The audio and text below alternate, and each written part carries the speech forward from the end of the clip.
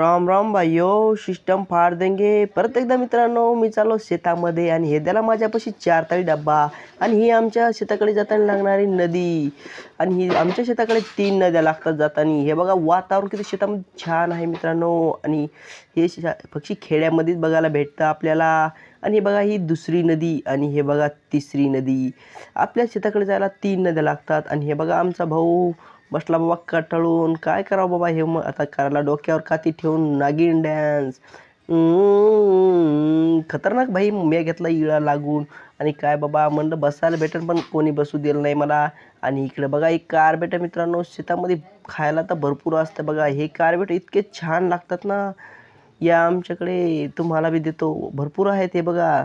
आणि चॅनलला सबस्क्राईब करा, व्हिडिओ जर आवडत असेल ना तर नंबर 1 कारबेट आहेत मित्रांनो, विषयच नाही।